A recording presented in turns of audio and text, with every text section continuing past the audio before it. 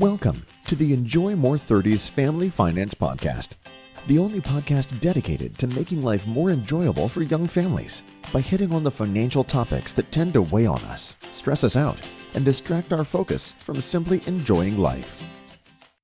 Hello and welcome once again to the Enjoy More 30s Family Finance Podcast, and our series this time around, The Financial Parables of Your Life. Each week, if you remember, I'm sharing what may likely be a somewhat altered version of a story that you're already familiar with because, stories are easy to remember. This is how we pass down information from generation to generation. This is how we put our kids to bed. So why not use it to easily remember some really important financial tips and tricks and everything in between? So as always, before I begin, please share and like, please leave reviews. I'd love to reach and help as many young families out there as I can that are just like you. So without any further ado, please join me today for our story, Great Grandma's Roast. It was Thanksgiving and the house smelled wonderful. The little girl was up on her tiptoes, peering over the counter at all the food with excitement. As her eyes came upon the roast, she asked her mother lightly, "Mama, why do you cut the ends off the roast before putting it into the oven?" The mother went to answer and then paused and thought for a moment. "You know, dear, I'm not entirely sure. That was the way my mother always taught me to do it. Why don't we ask her?" They went over to grandmother, relaxing nearby, and the little girl again asked, "Grandma, why do you cut the ends off the roast before putting it into the oven?" The grandmother paused just like the mother, reflecting, and replied, "I'm not sure, my dear.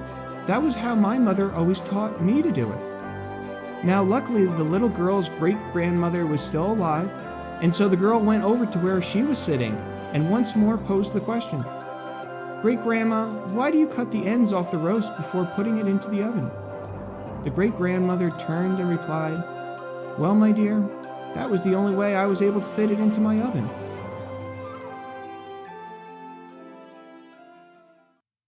So it's one thing to do something and quite another to understand why you do it.